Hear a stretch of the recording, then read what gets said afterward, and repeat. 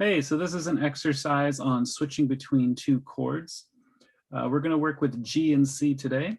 So the first thing we're going to do, we're going to get a metronome. We're going to play our G chord on beat 1, and we're going to count 4 beats, and on the next beat 1, we're going to play the C chord. So without the metronome, it sounds like 1, 2, 3, 4, 1, 2, 3, 4, and then you go back to the G. 1, 2, 3, 4, C, 2, 3, 4. So you could start without a metronome, just counting. The problem with just counting without a metronome is that you will cheat. You'll count 1, 2, 3, 4, 1. So the metronome keeps us honest. It gives us a deadline that we have to get there. All right, so with the metronome, what we want to do, set it at 60 beats per minute. And when you can easily play it 4 times in a row back and forth, then you can increase the tempo by 10 beats per minute. Okay, so what we're going to do, so first without the metronome, we're going to play the G chord, and we're going to count 1, 2, 3, 4, and we're going to switch during beats 2, 3, 4. So 1, 2, 3, 4, 1, 2, back, 3, 4, 1, 2, 3, 4, 1, 2, 3, 4, like so. So you're using beats 2, 3, 4 to switch your fingers and get them into position. 1, 2, 3, 4, 1, 2, 3, 4, 1, 2, 3, 4, 1, 2, 3, 4, and so on.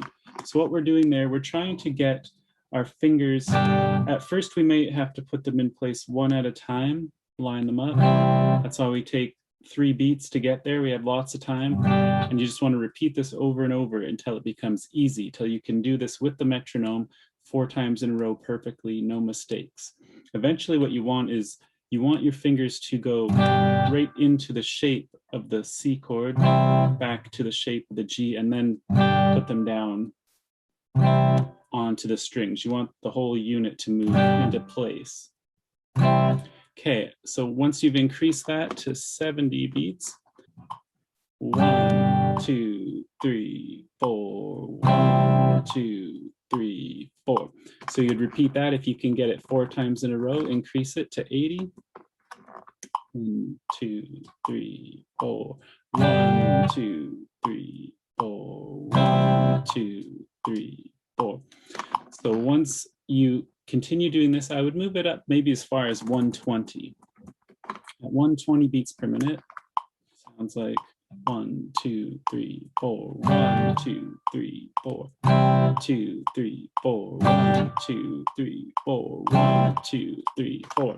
At that point, I would go down to switching between every 2 beats. So we could drop it back down to 60 beats per minute, and now we're going to go 2 beats. So we're going to have 1, 2, 1, 2, 1, 2, 1, 2. So with the metronome, 1, 2, 1, 2, 1, 2, 1, 2, 1, 2, like so. So you have 1 beat to strum, 1 beat to switch. So use that beat to switch to make sure you get your fingers into place, ready to strum the following beat. When you can do that 4 times in a row, you can increase it by 10s again until you get to 120, and then we would switch to strumming on every single beat and drop our metronome back down to 60. So now we're going to switch between G and C with quarter notes.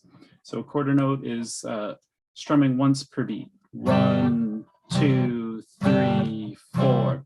So what we want to do, though, we want to count the 8th notes. So the 8th note is 1 and 2 and 3 and 4 and. So as I say and, I'm bringing my hand up, and then I'm going to strum the following down. 1 and 2 and 3 and 4 and. Now, if you're having trouble with dividing that beat, turn it up to 120, and now that's the 8th note. So that's 1 and 2 and 3 and 1 and 2 and 3.